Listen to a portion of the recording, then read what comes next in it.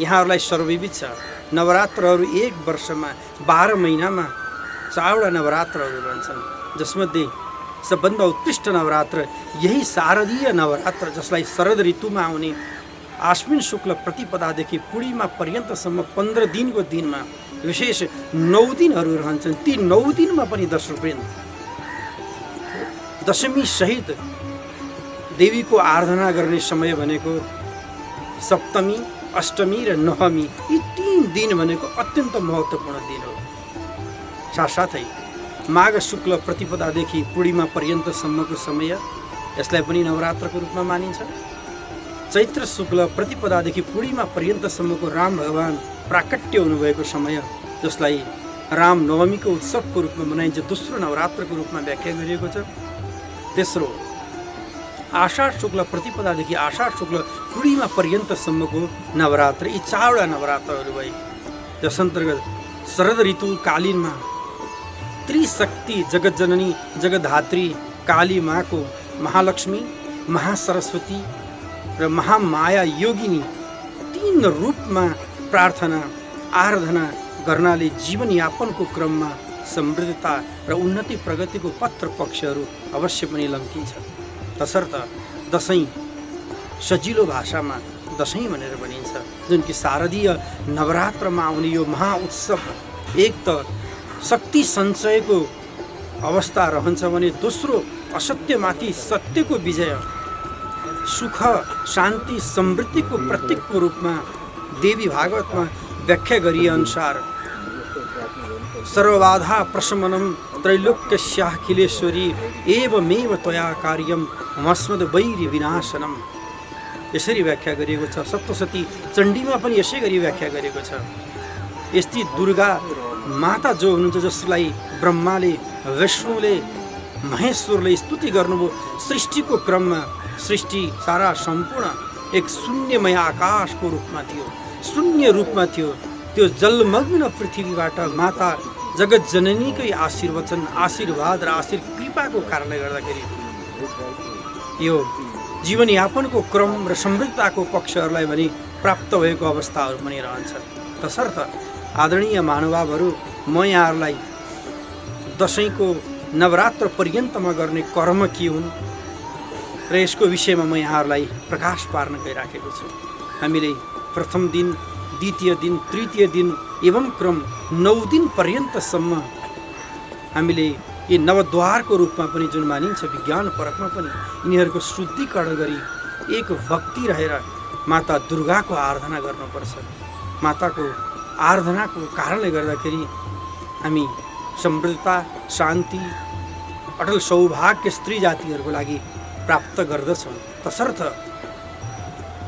आदरणीय दर्शकवृन्दहरू, यदि हामी दसैँलाई दसैँको रूपमा लियौँ, जुन कि कृषि प्रधान देश भएको कारणले गर्दाखेरि हिलो मैलो तुषारो सारा हटेर गएको अवस्थामा खेतबारीहरूमा बोटवृक्षहरू पनि हरित अवस्था रहेको, प्रकृतिको पनि प्रेमी धानहरू पनि पाक्दै गरिएको अवस्था पनि रहेको यो समय, शान्ति समृद्धिको समय,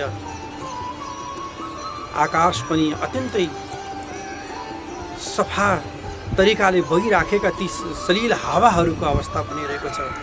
बोटवृक्षहरूबाट दिने फुलहरू पनि मन्त्रमुग्ध रूपमा दिइरहेको यस्तो अवस्था, घर आँगन चोकहरू पनि सरसफाइ भइराखेको अवस्थामा हामीले माता दुर्गाको मठ मन्दिरमा आराधना गरेर माता दुर्गाबाट आशीर्वचन प्राप्त गर्नुपर्छ। दर्शकवृन्द, यहाँहरूलाई सर्वविदित छ, पूजा 3 प्रकारका रहन्छन्। 3 प्रकारका पूजा मध्येमा एक प्रकारको पूजा तामसी पूजा, अर्को राजर्षि पूजा, उत्कृष्ट पूजा सात्विकी पूजाको रूपमा मानिन्छ। तसर्थ हामीले दुर्गा माँको सात्विकी रूपमा षोडशोपचारले पूजा पाठ र आराधना गर्नुपर्छ। जुन कि तामसी, जुन हिंसाको रूपमा कतिले हिंसा बलि दिएर गर्ने तामसी पूजा रहन्छ, त्यो अवश्य पनि माताको लागि त्यो कहिले पनि ग्राह्यको रूपमा नहुन सक्दछ। दर्शकहरू, तसर्थ हामीले त्यो ग्राह्यताको पक्षलाई हामीले चिराफारा गर्दै सकेसम्म हामीले सात्विकीको रूपमा पूजा पाठ आराधना गरेर शक्तिको रूपमा अगाडि बढ्नुपर्छ र माताको आशीर्वाद वचन हामीले प्राप्त गर्नुपर्छ। त्यो आशीर्वचन प्राप्त गर्नको लागि हामीले हर हमेशा 9 दिन पर्यन्तसम्म अलग अलग रूपमा माताहरूलाई चिनिन्छ। ती माताहरूको आराधना अवश्य पनि गर्नुपर्छ। र आदरणीय महानुभावहरू, जुनको विजयोत्सवको रूपमा, एउटा आनन्दको रूपमा हिन्दूहरूको चाहे देश, चाहे विदेश, चाहे प्रदेश, जुन कुनै अवस्थामा रहँदाखेरि दसैँलाई दसैँको रूपमा लिएर हामीले दशाको रूपमा लिनु हुँदैन। तसर्थ हामीले यसलाई दशाको रूपमा यदि परिणत गऱ्यौँ भने अहिले भएका सम्पूर्ण चिजलाई हामीले खायौँ, पान गऱ्यौँ, इत्यादि गऱ्यौँ, मोज मस्ती गऱ्यौँ भने भोलिका दिन हामीले त्यो विचार गर्नुपर्छ। आफ्नो सन्ततिहरूलाई हामीले संस्कार दिनुपर्ने हुन्छ। जुन कि भगवान रामले आराधना गरेको यो समय, जुन कि असत्यमाथि सत्यको विजय हो। चण्ड मुण्ड प्रचण्ड जुन शुम्भ निशुम्भ नाम गरेका जति दानवहरू रहेका थिए, ती दानवलाई माता दुर्गाले वध गरिएको यो समय, यो शारदीय नवरात्र सजिलो भाषामा 10 दिन पर्यन्तसम्म मनाउने भएको कारणले गर्दा दसैँ, यो दुर्गोत्सव, जसलाई दुर्गाको पूजा पाठ आराधनाको रूपमा प्रातः समयमा उठेर हामीले सप्तशती, चण्डी, देवी भागवत, मार्कण्डीय पुराण, स्कन्द पुराण इत्यादि पाठ गरेर शक्तिको रूपमा लिने यो समय, साथसाथै 9 दिन पर्यन्तसम्मको यी नवद्वारहरू जुन हाम्रा रहेका छन्, नाक, मुख, कान, घाँटी, आँखा, गुद्वारहरूदेखि लिएर यी 9 तले मन्दिरको रूपमा पनि यसलाई व्याख्या गरिएको छ। त्यो भएर 9 दिन पर्यन्तसम्म जगत जननी, जगत धात्री तपाईँ हामी समक्ष रहनुहुन्छ।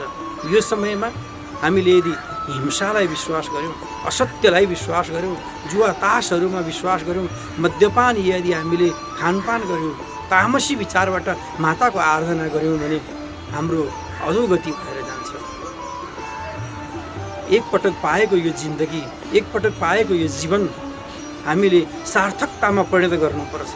यदि हामीले सार्थकतालाई परिणत गर्न यदि सकेनौँ भने पुनरेपि जननम र पुनरेपि मरणम, फेरि जन्मनु फेरि मर्नु। यही माताका रौरव नाम गरेका कुण्डमा प्रविष्ट भएर कुम्भीपाक हुँदै रौरवबाट फेरि यही धराधाममा 64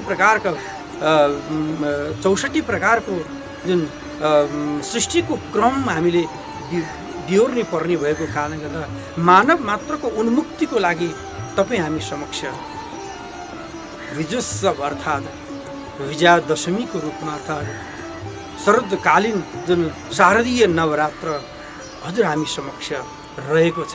तसर्थ कलियुगमा यदि शारदीय नवरात्रमा 9 दिन पर्यन्तसम्म माताको भक्ति भावले आराधना गरेर शक्ति सञ्चय गरेर जीवनयापनको क्रमलाई यदि अगाडि बढाउन सक्यौँ भने पक्कै पनि दर्शकवृन्द यो दसैँको रूपमा परिणत हुन्छ, दशाको रूपमा परिणत हुँदैन।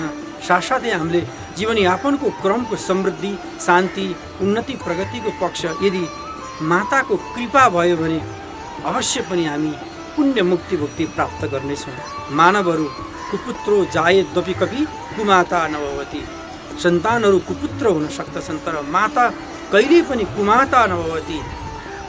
कहिल्यै पनि उहाँले हामीलाई नराम्रो बाटो सिकाउनुहुन्न। तसर्थ राम्रो बाटो सिकाउनको लागि तपाईँ हामी समक्ष दुर्गा माता रहनुभएको हुनाले यो नवरात्र पर्यन्तसम्म मातालाई प्रसन्न गराएर शान्ति, समृद्धि, उन्नति, प्रगति अवश्य पनि प्राप्त गर्न सक्नेछौँ भन्दै विजयादशमीको मङ्गलमय शुभकामना अर्पण गर्दै म यहाँहरू समक्ष बिदा हुन चाहन्छु।